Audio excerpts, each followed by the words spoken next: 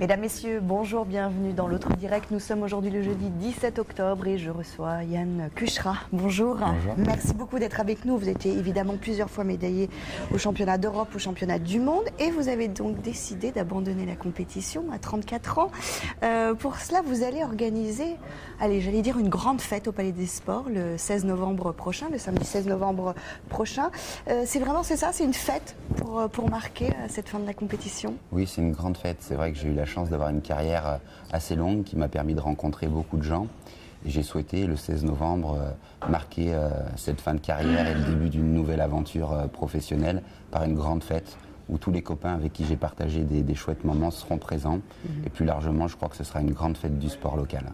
Alors justement, des noms, il y aura qui dans vos copains, grands gymnastes, il y aura des Français, mais j'ai vu aussi qu'il y avait des Anglais, vous avez annoncé ça hier sur votre profil Facebook. Il y aura effectivement toutes les équipes de France avec qui j'ai participé aux Jeux Olympiques, depuis les Jeux de Sydney, Athènes, Pékin et Londres. Et également tous les gymnastes internationaux, les amis, mais aussi les adversaires du jour lors des compétitions qui seront présents. Donc il y aura Max Whitlock qui est une vraie pépite, la star montante de la gymnastique anglaise, qui est médaillée olympique. Il y aura Sandra Isbaza, double championne olympique, Elisabeth Tweddle, plusieurs fois championne du monde également. Voilà, et beaucoup d'autres surprises, mais on a un très très beau plateau. Très beau plateau, on va y revenir. De votre carrière, donc effectivement longue comme vous dites, parce qu'aujourd'hui vous avez 34 ans, qu'est-ce qu'on en retient de toutes ces années de compétition, d'échanges aussi avec les gens? Oui, beaucoup de souvenirs. Je savais dès le départ qu'un jour ça s'arrêterait et qu'au final il resterait que des souvenirs. J'ai fait en sorte que ce soit des beaux souvenirs. Vous êtes triste aujourd'hui ou pas? C'est quoi? Non, il y a une vraie émotion particulière parce que depuis 25 ans je fais du haut niveau, j'ai certains repères au quotidien, je prépare des objectifs forts que sont les Jeux Olympiques ou d'autres compétitions internationales. Et maintenant ça s'arrête, donc il va falloir que je trouve de nouveaux repères dans une vie de quelqu'un entre guillemets de normal. Et pour moi c'est pas évident, mais je m'y étais préparé. Et comme professionnellement, je sais où je vais. C'est basculer comme ça du haut niveau, de la compétition, quel que soit d'ailleurs le sport que l'on fait, à une vie, comme vous dites, un peu plus normale, on va dire. Oui, c'est vrai qu'une préparation de haut niveau impose une certaine rigueur, une certaine excellence dans notre travail quotidien et une focalisation autour d'un objectif fort qu'on se fixe. Alors aujourd'hui, c'est à moi de me fixer des nouveaux challenges pour garder cette dynamique. Justement de mais c'est vrai que c'est avec beaucoup d'émotion que je quitte ce plateau. Si j'avais eu des épaules un peu moins souffrantes, je pense que j'aurais continué encore au moins un cycle olympique. Ah oui. Oui. Carrément. C'est pas un ras-le-bol, c'est le corps qui dit stop. À un moment donné, me rappelle à l'ordre, il faut savoir s'arrêter. Et ça fait 3 ans que mes épaules me font souffrir.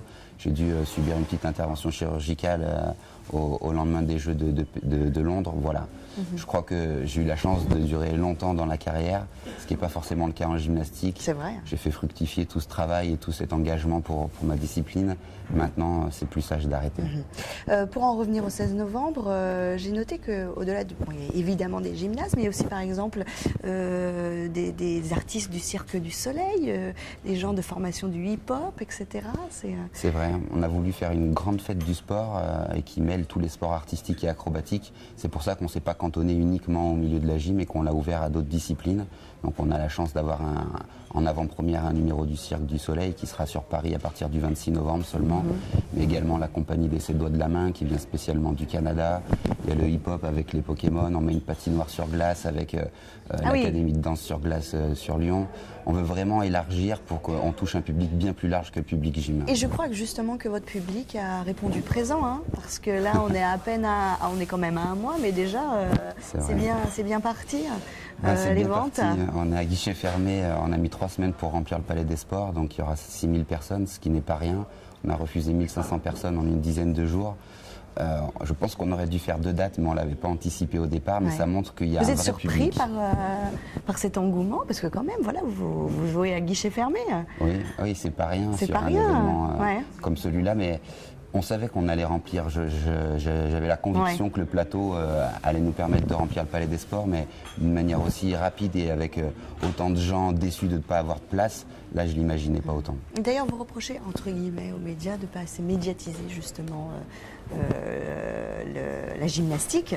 Alors je le reproche pas forcément parce que je trouve qu'au contraire ça va de mieux en mieux, qu'on a de plus en plus de fenêtres sur la gymnastique. En tout cas moi j'ai à cœur de montrer que ma discipline ouvre ses portes et qu'au contraire on est accueillant parce que ça a du poids pour tous les gyms qui s'investissent au quotidien. Mais c'est vrai qu'on en voudrait toujours plus. Alors on va revenir sur vous, hein. Vous êtes finalement un jeune retraité, on en parlait, vous avez des challenges. Alors c'est quoi justement ces challenges au niveau déjà de la gymnastique? Poste de direction Dites-nous tout. Alors je suis professeur de sport depuis 6 ans et j'étais détaché jusqu'à aujourd'hui par le ministère des Sports pour finir ma carrière sportive. Aujourd'hui j'ai intégré officiellement mes fonctions, je suis conseiller technique national auprès de ma fédération et il est question que je sois proche des équipes nationales, soit avec un poste de directeur du Pôle France, soit avec un poste de directeur sportif des équipes nationales. On est en train de voir avec la fédération là où je serais plus à même d'apporter mon expertise et mon expérience aux équipes nationales. Et ça, qu'est-ce qui vous, ça vous plairait vraiment, ça? Ça me plairait parce que je connais, il me semble de manière assez fine, les exigences du sport de haut niveau et surtout les exigences de ma discipline, la gymnastique. Ce qui est pas évident, c'est que je viens de quitter cette carrière sportive et je vais devoir sélectionner ou pas les copains avec qui j'ai partagé des joies et des peines.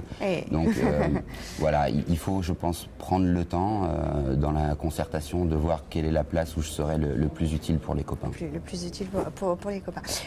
Également à Lyon, on évoque votre nom en politique comme maire adjoint au sport. Ça vous tente à vous, la politique?